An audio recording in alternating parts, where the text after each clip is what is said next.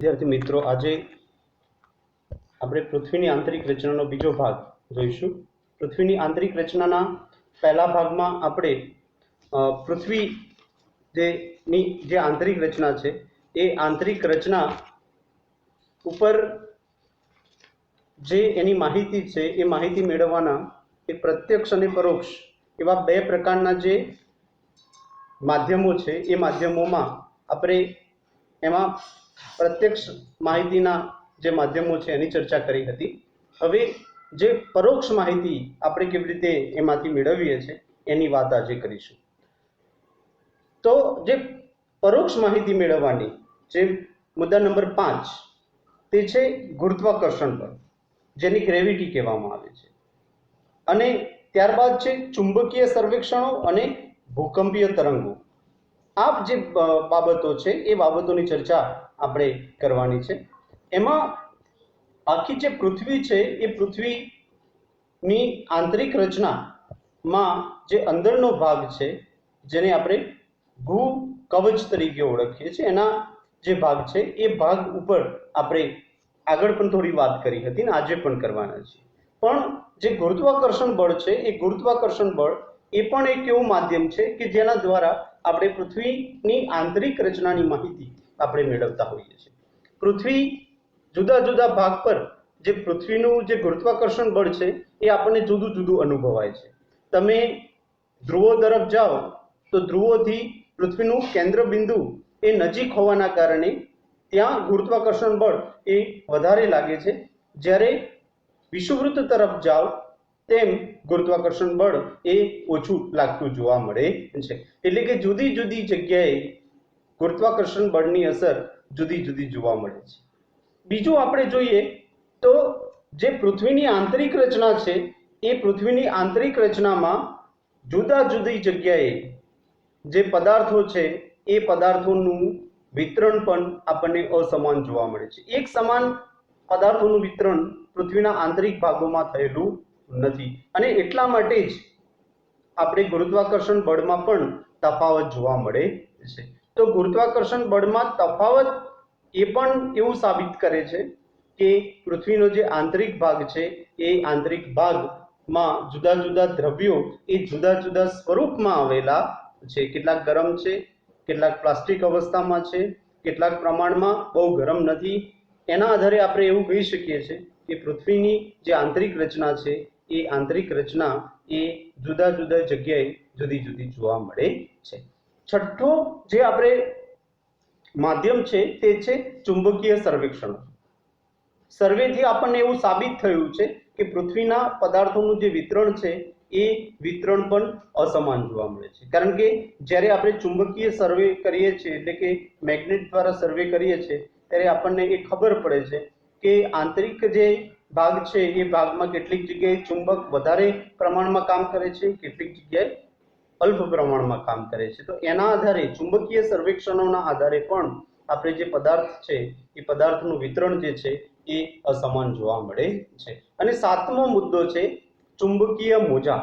જેને ચુંબકીય મોજા જે છે એ પૃથ્વીના આંતરિક ભાગમાં જે મોજા ઉદ્ભવે છે એ મોજા પૃથ્વી સપાટી ઉપર એક ઉપકરણ, એક ટૂલ દ્વારા આપણે માપીએ છીએ. તેને આપણે ભૂકંપ આલેખક યંત્ર તરીકે ઓળખીએ છીએ, જેને સિસ્મોગ્રાફ એવું ઇંગ્લિશમાં કહેવામાં આવે છે. આ જે ચુંબકીય મોજા છે એના 3 ભાગ પડે છે. પહેલું છે પ્રાથમિક મોજા જેને પી વેવ્સ કહેવાય છે, બીજા છે દ્વિતીય મોજા જેને એસ વેવ્સ કહેવાય છે, અને ત્રીજા છે પૃષ્ઠીય મોજા જેને એલ વેવ્સ તરીકે ઓળખવામાં આવે છે. તો આ મોજા માપનની નોંધના આધારે વૈજ્ઞાનિકોએ પૃથ્વીના આંતરિક ભાગ વિશેની માહિતી આપણને પ્રાપ્ત થાય છે. કે જે ભૂકંપના મોજા છે એ પી મોજા હોય જેને પ્રાઇમરી વેવ્સ કહેવાય, એસ મોજા સેકન્ડરી વેવ્સ કહેવાય, અને એલ મોજા એની જે ગતિ છે એ વૈજ્ઞાનિકોએ એ તપાસ્યું છે કે એની ગતિ દરેક મોજાની જુદી જુદી જોવા મળે છે. અને એના આધારે આપણે એ દરેકની આંતરિક ભાગ વિશેની માહિતી પ્રાપ્ત કરીએ છીએ. હવે આ માહિતીના આધારે પૃથ્વી સપાટીથી કેન્દ્ર સુધીના ભાગને આપણે 3 ભાગમાં વિભાજિત કર્યો છે. એક ભાગને કહેવાય છે મૃદાવરણ જેને લિથોસ્ફિયર કહેવાય છે, બીજા ભાગને કહેવાય છે મિશ્રાવરણ જેને મેન્ટલ કહેવાય છે, અને ત્રીજા ભાગને કહેવાય છે ભૂગર્ભ જેનો કોર તરીકે ઇંગ્લિશમાં આપણે ઓળખીએ છીએ. હવે જે ભૂગર્ભ ભાગ છે એ ભૂગર્ભ ભાગના બે ભાગ પડે છે. એક છે બાહ્ય ભૂગર્ભ અને બીજું છે આંતરિક ભૂગર્ભ. એવા એના બે ભાગ પડતા જોવા મળે છે. ત્યારબાદ જે પહેલો ભાગ જેને આપણે મૃદાવરણ લિથોસ્ફિયર કહીએ છીએ એ માટી કે ખડક સ્તરોનું બનેલું આવરણ છે. પૃથ્વી સપાટીનો સરેરાશ 33 કિમીની જાડાઈ એ મૃદાવરણની જોવા મળે છે, લિથોસ્ફિયરની જોવા મળે છે. ભૂમિખંડોની નીચે તેની જાડાઈ 30 કિમી અને મહાસાગરો નીચે એની જાડાઈ જે છે એ 5 કિમી જોવા મળે છે. એટલે તમે ભૂમિખંડો નીચે જાઓ તો મૃદાવરણનું જે સ્તર છે એ જાડું જોવા મળે છે, એટલે કે 30 કિમી જેટલું જોવા મળે છે. જ્યારે મહાસાગરોની નીચે જાઓ તો મહાસાગરોની નીચે એકદમ પાતળું જોવા મળે છે, એટલે કે 5 કિલોમીટર જેટલું જોવા મળે છે. એ સિવાય પણ એની ભિન્નતા છે. મૃદાવરણની ભિન્નતા તમે મુખ્ય પર્વતીય શ્રેણીઓમાં જાઓ કે જ્યાં પર્વતો એ વિશાળ પ્રમાણમાં પર્વતો જોવા મળતા હોય, જેવી કે આપણે ભારતની હિમાલયની ગિરિમાળા તરફ જઈએ તો હિમાલયની ગિરિમાળાના નીચેનો જે ભાગ છે એ મૃદાવરણનો ભાગ એ 70 કિલોમીટરથી પણ વધુ જાડાઈ ધરાવતો જોવા મળે છે. પૃથ્વીનું જે આ મૃદાવરણ છે એ મૃદાવરણનો પ્રથમ જે ભાગ છે, જે સપાટીનો ભાગ જેને ઘનાવરણ તરીકે ઓળખવામાં આવે છે, એ પ્રસ્તર ખડકોનું બનેલું એ પાતળું સ્તર છે. પ્રસ્તર ખડકોનું બનેલું શું છે? પાતળું સ્તર છે. એટલે પૃથ્વી સપાટીના નજીકના ભાગમાં પ્રસ્તર ખડકોનું બનેલું એ પાતળું સ્તર જોવા મળે છે. આ જે પ્રસ્તર ખડકોનો જે ભાગ છે એ ભાગને પણ આપણે બે ભાગમાં વિભાજિત કરીએ છીએ. એને કહેવાય છે ભૂકવચ, જેને આપણે સિયાલ તરીકે ઓળખીએ છીએ ઇંગ્લિશમાં, અને બીજું છે ભૂરસ, જેને સીમા તરીકે ઓળખવામાં આવે છે. હવે આ જે ભૂકવચ એટલે કે સિયાલ ઉપરથી જ એ જે કવચ છે એ કવચ કયા પદાર્થોનું બનેલું છે આપણે જાણી શકીએ છીએ. બંનેનું આપણે સ્ટડી કરીએ, અભ્યાસ કરીએ તો આપણને ખબર પડે કે એક છે ગ્રેનાઇટ, જે ગ્રેનાઇટનું બનેલું છે ભૂકવચ સિયાલ. સિયાલ જે ગ્રેનાઇટનું બનેલું છે, ઓકે, એના સિલિકા અને એલ્યુમિનિયમ આવેલા છે. SI એટલે સિલિકા, Al એટલે એલ્યુમિનિયમ તરીકે ઓળખીએ છીએ. હવે એમાં તમે એની ઘનતાનો અભ્યાસ કરો તો તમને ખ્યાલ આવશે કે એના ઘનતાના અભ્યાસમાં આપણે જોઈ શકીએ છીએ કે 2.75 થી 2.90 જેટલી એની ઘનતા જોવા મળે છે. ભૂમિખંડો એ મોટા ભાગે સિયાલથી બનેલા છે. ભૂમિખંડો શાના બનેલા છે? તો સિયાલના બનેલા જોવા મળે છે. ભૂમિખંડો એ સિયાલના બનેલા છે. બીજી બાજુ છે ભૂરસ, જેને સીમા તરીકે ઓળખવામાં આવે છે. સીમા શબ્દ ઉપરથી જ આપણને ખ્યાલ આવે કે તેના બે ભાગ પડે છે. એકને કહેવામાં આવે છે સિલિકા અને બીજાને કહેવામાં આવે છે મેગ્નેશિયમ. સિલિકા અને મેગ્નેશિયમથી બનેલું આ ભાગ છે, અને સિલિકા અને મેગ્નેશિયમ એ સીમા અથવા તો સાઈમા, ઘણી જગ્યાએ ઘણા લોકો સાઈમા કહે છે, તો સાઈમા તરીકે એને ઓળખીએ છીએ. સાઈમા એટલે SI એટલે સિલિકા અને Ma એટલે મેગ્નેશિયમ તરીકે આપણે એને ઓળખીએ છીએ. પછી આ જે સ્તર છે મૃદાવરણ સ્તર, મૃદાવરણ સ્તર પછી આગળનો જે સ્તરનો આપણે અભ્યાસ કરવાનો છે એ કંઈક આ પ્રમાણે છે કે એક તો પહેલા આપણે એમાં એક તો અર્થ ઇન્ટિરિયર્સની આખી આકૃતિ જોઈને એને સમજી શકીએ છીએ કે જે અર્થ ઇન્ટિરિયર છે એનો જે ભાગ છે, જેને પૃથ્વીની આંતરિક રચના એવું આપણે કહીએ છીએ. આ જે પૃથ્વીની આંતરિક રચના છે એ પૃથ્વીની આંતરિક રચના તમે જોઈ શકો છો કે ઘણા બધા ભાગમાં એ વિભાજિત થયેલી જોવા મળે છે. એમાં આખો જે વિસ્તાર છે, આ જે આખો ભાગ છે, આ એરિયા એ આ આફ્રિકા ખંડ આવેલો છે. આ જે ભાગ છે એ શું છે? તો આફ્રિકા ખંડ આવેલો છે. ઓકે, આખો પૃથ્વીના ગોળાનો વચ્ચેનો ભાગ, જે રીતે આપણે તરબૂચ કાપીએ છીએ એમ એને જો કાપવામાં આવે તો નીચેથી આપણે જોઈ શકીએ છીએ કે એકદમ અંદરનો જે ભાગ છે એ અંદરનો ભાગ આપણે જોઈએ તો એને આંતરિક કોર તરીકે ઓળખવામાં આવે. શું કહે છે? આંતરિક કોર તરીકે એને ઓળખવામાં આવે છે. જે નીચેનો એકદમ ભાગ છે એને આપણે આંતરિક કોર તરીકે ઓળખીએ છીએ. આ જે ભાગ છે એને આપણે આંતરિક કોર તરીકે ઓળખીએ છીએ. પછીનો જે ભાગ છે એ ઉપરનો ભાગ, જે આ એરિયા છે એને કહેવામાં આવે છે બાહ્ય કોર. એને આપણે બાહ્ય કોર તરીકે ઓળખીએ છીએ. જે બાહ્ય કોર, બાહ્ય ભાગ છે એ ભાગ. પછી આપણે જોવા જઈએ તો જે આ જે ભાગ છે એ ભાગને આપણે સાઇમા તરીકે ઓળખીએ છીએ. સાઇમા, SIMA, સાઇમા તરીકે ઓળખીએ છીએ. અને જે ઉપરનો જે ભાગ છે, સાઇમા પછીનો જે ભાગ છે, એને આ ભાગ જે બ્લેક કલરની કોર આપણને દર્શાવે છે એને સિયાલ તરીકે ઓળખીએ છીએ. સિયાલ,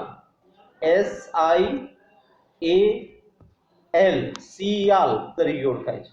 એટલે કે સાઇમા જે છે એ સિલિકા અને મેગ્નેશિયમનો બનેલો ભાગ છે, જે આંતરિક ભાગ છે, અને ઉપરનો ભાગ છે એ સિલિકા અને એલ્યુમિનિયમનો બનેલો ભાગ છે. તો આખો જે પૃથ્વી છે એ પૃથ્વીને આપણે અંદરનો જે ભાગ છે, આંતરિક જે ભાગ છે, જેને આંતરિક કોર તરીકે ઓળખવામાં આવે છે, એનાથી ઉપર આવીએ, આ આંતરિક કોર છે, એનાથી ઉપર આવીએ તો એ આ જે ભાગ છે એને બાહ્ય કોર કહેવાય છે.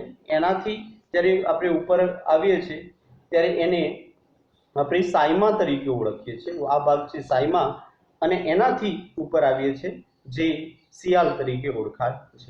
તો આ જે પૃથ્વી છે એ પૃથ્વીની આંતરિક રચના આ રીતે આપણે જોઈ શકીએ છીએ. એક ચિત્ર બીજું પણ છે, તમે જોઈ શકો છો અહીંયા, કે એ છે બાયોસ્ફિયર છે, એટમોસ્ફિયર છે અને હાઇડ્રોસ્ફિયર છે. આ જે ભાગ છે એને આપણે હાઇડ્રોસ્ફિયર તરીકે ઓળખીએ છીએ. હાઇડ્રોસ્ફિયર એટલે કે મૃદાવરણ તરીકે એને ઓળખવામાં આવે છે. હાઇડ્રોસ્ફિયર એટલે કે મૃદાવરણ. એ સાથે આપણે આ જે આખો જે ભાગ, જેને તમે હાઇડ્રોસ્ફિયર કહો છો, જે પર્વતોની નીચેનું પ્રમાણ એનું જુદું છે. એટલે કે તમે પર્વતો, મુખ્ય પર્વત શ્રેણીઓમાં જુઓ તો એ 70 કિમી જેટલો જોવા મળે છે. જ્યારે તમે સમુદ્રની નીચે જાઓ તો ત્યાં 5 કિમી જેટલો જોવા મળે છે. અને તમે મુખ્ય ભૂમિખંડોની નીચે જાઓ તો ત્યાં 30 થી 33 કિલોમીટરની એ ઊંડાઈ ધરાવતો જોવા મળે છે, જેની વાત આપણે કરી. એમાં આપણે એક તો ગુરુત્વાકર્ષણ, ચુંબકીય સર્વેક્ષણો, ચુંબકીય મોજાઓ અને મૃદાવરણની આપણે અહીંયા વાત કરી. અને ત્યારબાદ પ્રસ્તર ખડકો નીચે આવેલા ભૂકવચ અને ભૂરસની પણ આપણે અહીંયા ડિસ્કશન કર્યું. આ જ વસ્તુ આપણને બુકમાં આપેલી જે આકૃતિ છે એના દ્વારા પણ આપણે સમજી શકીએ કે બુકમાં આ રીતની તમને આકૃતિ આપવામાં આવી છે અને એમાં દર્શાવ્યું છે આપણને કે ભાઈ જે અંદરનો ભાગ છે એ આંતરિક કોર છે. આ અંદરનો ભાગ આંતરિક કોર, ઉપરનો જે ભાગ છે એને બાહ્ય કોર તરીકે ઓળખવામાં આવે છે. અને એ પછીનો જે લેયર છે, જે એક લીટાઓ દ્વારા આપણને દર્શાવ્યું છે, એને સાઇમા તરીકે ઓળખવામાં આવે છે. સાઇમા, SIMA, જે સાઇમા છે એટલે કે જેને સિલિકા અને મેગ્નેશિયમથી બનેલું આ લેયર છે. અને છેલ્લે છે સિયાલ. સિયાલ એટલે કે સિલિકા અને એલ્યુમિનિયમથી બનેલું આ સ્તર છે. ઓકે, હવે એમાં જ આપણે બીજું એ પણ જોવાનું છે કે જે પૃથ્વીનો આંતરિક ભાગ છે એ આંતરિક ભાગ જેને નિફે તરીકે ઓળખવામાં આવે છે, એના જે ઉપરનો ભાગ છે એને આપણે સાઇમા તરીકે ઓળખીએ છીએ અને જે મધ્યનો ભાગ છે એ સિયાલ તરીકે ઓળખાય છે. તો આ રીતે જે પૃથ્વી છે એ પૃથ્વીનો આંતરિક ભાગ આપણે જોઈ શકીએ છીએ. અને છેલ્લે આપણે જે જોવાનું છે તે છે મિશ્રાવરણ. મિશ્રાવરણ, જેને ઇંગ્લિશમાં મેન્ટલ તરીકે પણ ઓળખવામાં આવે છે. જે મિશ્રાવરણનો ભાગ છે એ વચ્ચેનો જે ભાગ છે એને મિશ્રાવરણ તરીકે ઓળખવામાં આવે છે. જે વચ્ચેનો ભાગ છે જેને આપણે મિશ્રાવરણ તરીકે ઓળખીએ છીએ.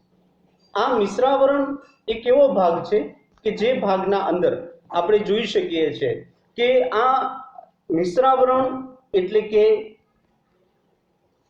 મિશ્રા વત્તા આવરણ, એટલે કે તેને આપણે મિશ્રાવરણ તરીકે ઓળખીએ છીએ.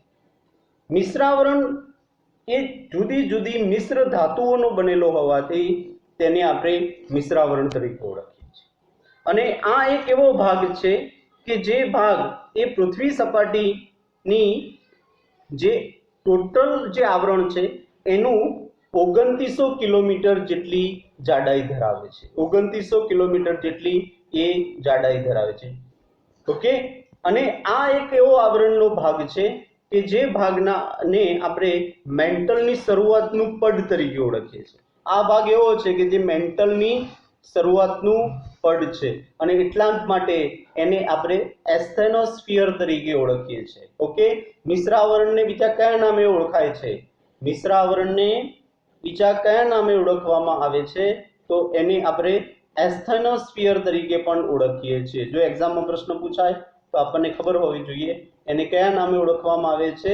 એસ્થેનોસ્ફિયર. એસ્થેનોસ્ફિયર તરીકે પણ એને આપણે ઓળખીએ છીએ. એસ્થેનોસ્ફિયર તરીકે પણ એને ઓળખવામાં આવે છે. અને તેની જાડાઈ એ સરેરાશ આપણે એની જાડાઈ જોઈ 2900 કિમી ની એ જાડાઈ છે.